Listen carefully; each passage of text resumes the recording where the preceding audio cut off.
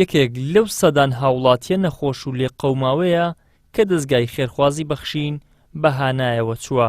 دەستگاکە لە ماوەی ڕابردوودا نەشتەرگەری چاندنەوەی گورچیلەی بۆ ئەنجامداوە و بەهۆی ئەوەی کرێتیش بووە خانوویەکیشیان بۆی دروست کردووە.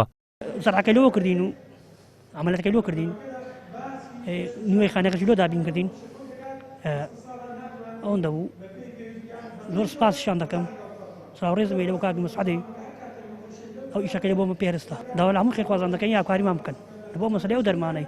ئەو دەرمانە بەدەست ناکەی لە شارەتەبای زۆرە، بەس لێرە نییە. ئەگە پارەنی بەستەکڕی. دەستگای بەخشین هاوکاری سەد لە نەخۆشی کرد کە پێویستیان بە شۆردنەوەی گورچیلەکانیانە. لە هەمان کاتدا هاوکاری سەد لە خانەوادەی هەژاری دیکەی کرد. لەمانەیە دوو مانگ جارێک ئەوە یعنی سەردانی دکتۆری دەکەین، یعنی بەلای کەمی بەس عیادەی دکتۆر و یعنی فەحس و فەحساتەکان کە لۆ دکتۆر بۆ دەنووسی تقریبا نزیکی 150,000 دەکات. بەس کولفەی خۆمە یعنی نەخۆشیەکە فەحس پێ لەوەی کە دەرمان و ئەو شتانش دوای لۆ دەنووسی ئەو ئەوە دێتەوە سەر دکتۆرەکەی. خوا خێریان بنووسی یا ڕەبی. ئەوان یعنی بەخشینی خۆیان خێری خۆیان کردیە بەڕاستی، یعنی ئەوەی لە دەسەڵاتیاندا هەبی یعنی تەسیری ناکەن و یارمەتیمان دەدەن. ئەوە دوو سارە بەخشین یارمەتیمانەدا پارشان گاسکردنەوە سارش کاک محەممەد تەلەفۆنیان کردی خدا خێرا بنووسی خوا خێرا و بەخشین سوێنش بنووسی کە وتە سەبەب کار و ئەوەی تەلەفۆن و خەرچەکە ئەوەی یارمەتی ئەو مامۆستا بە ڕێزانە خوا خێریان بنووسی یا ڕەبی. چەندە خۆشە ئەتوو فتار بکەیەوە تەندروستیەکی زۆر باشە. نووسینگەی هەولێری دەستگای خێرخوازی بەخشین لەم مانگەدا زیاتر لە 5,000 سەبەتە خۆراک لە ڕێگەی خێرخوازانەوە بۆ هەژاران دابین دەکەن. ئەمە جگە لە 30 کورسی شەحن و دروستکردنی چوارخانوو. لە هەموو ساڵێکدا دیارە کۆمەڵی پرۆژە ڕادەگەێنێ بۆ ئەوەی خزمەت بە تەواوی چینی توێژەکەم کە لە هەرێمی کوردستان.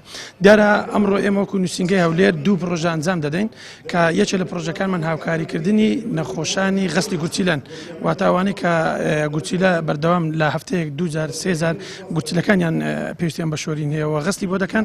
دیارە ئێمە 100 لەو کەسانەمان ئەمڕۆ کە بان کردووە لێرکانە و لێرکانە هاوکاری مادیان دەکەن کە بۆ هەر نەخۆشێک دیارە ئێمە بڕی 200,000 دینارمان داناوە. جگە لەمانش دیارە ئێمە پرۆژێکی تر هەر لە دوای ئەم پرۆژەی ئەنجام دەدەن کە ئێستا لەناو هۆڵی ڕاستیدان دیارە سەتی کەمان ئامادە کردووە کە بۆ هەر کەسێک دیارە ئێمە بڕی 200,000 پێدەن کە ئەوانە پێکهاتون لە نەخۆشانی درێژخایەن و هەروە کۆمەڵێک لە هەژارەکان و لە کرێنشینان و هەروە لە خاوەن پێداوی تایبەت. دەمەوێت لێرە سوپاسی دەستگای بەخشیم کە بەڕاستی کاک مەسعەد هەموو ساڵێ بە بەردەوامی مەسەلەن لەگەڵمانە هاوکاری نسبەیەک نەخۆشمان بۆ دەکا. زۆر سپاسی دەکەین و داواکاریشم لە خێرخوازان بەردەوام مەسەن ئاورێک لەو نەخۆشانە بدەنە. بەڕاستی ئەو نەخۆشانە لە مەعاناتێکی زۆر گەورەدان، یعنی لە ڕووی کێشەی دارایی و دابینکردنی دەرمان و ئەوانە پێداویستێکی زۆر زۆریان هەیە. لەم ساڵدا بەخشین لە سەرتاسەری هەرێمی کوردستان جیاوازتر لە ساڵانی ڕابردوو بۆتە ئومێدی سەدان و هەزاران خانەوادە کە نەبوونی و برسێتی و دەستکورتی تینی لێبڕین و بە هاوکاری خواپێداوان ئاهێک بەبەریاندا دەهێنێتەوە. ئیدریس محەممەد، کەناڵی ئاسمانی پەیام، هەولێر.